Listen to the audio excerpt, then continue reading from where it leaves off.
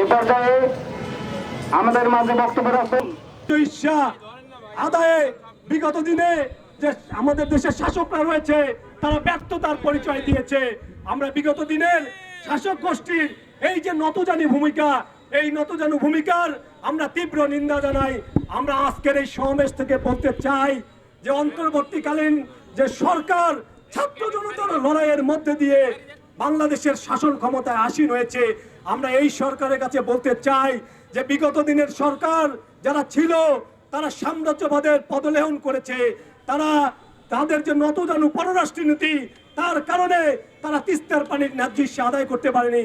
আমরা চাই যে এই অন্তর্বর্তীকালীন সরকার তাদের যে স্বাধীন এবং স্বতন্ত্র যে অবস্থান, সেই অবস্থান দেশের প্রশ্নে, এই জাতির প্রশ্নে তারা সোচ্চার ভূমিকা পালন করবে তিস্তার পানির ন্যায্য হিস্যা আদায়ের জন্য।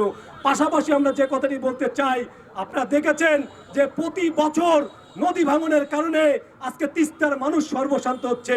আমরা এই নদী ভাঙন সমস্যার স্থায়ী সমাধান চাই, আমরা বন্যা সমস্যার স্থায়ী সমাধান চাই। সেজন্য আমরা বলতে চাই যে তিস্তা নদীকে খনন করতে হবে, তিস্তার দুপারে বাঁধ দিতে হবে।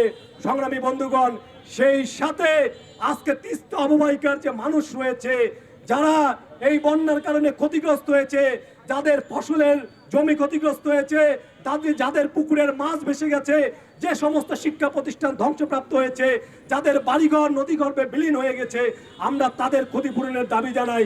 সংগ্রামী বন্ধুগণ, আপনারা দেখেছেন গত কয়েকদিন আগে ওই ফেনী কুমিল্লায় বন্যা হয়েছে, তখন সারা দেশের মানুষ দু হাত উজাড় করে ওই ফেনী কুমিল্লা অঞ্চলের মানুষের পাশে দাঁড়িয়েছে, তারা বন্যায় সহায়তা করেছে।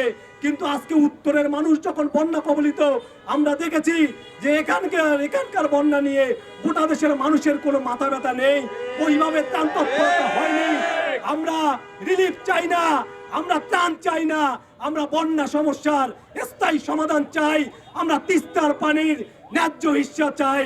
এবং আমরা বলতে চাই যে আজকে ভারতের যে পানি আগ্রাসন, যে পানি আগ্রাসনের কারণে আজকে উত্তরবঙ্গ মরুভূমির পথে, যে পানি আগ্রাসনের কারণে আজকে আমাদের প্রাণ প্রকৃতি ধ্বংসের পথে, আজকে বাংলাদেশকে বাঁচাতে, উত্তরবঙ্গকে বাঁচাতে গোটা বাংলাদেশের মানুষকে তিস্তার পানির ন্যায্য হিস্যা আদায়ে ঐক্যবদ্ধ হতে হবে।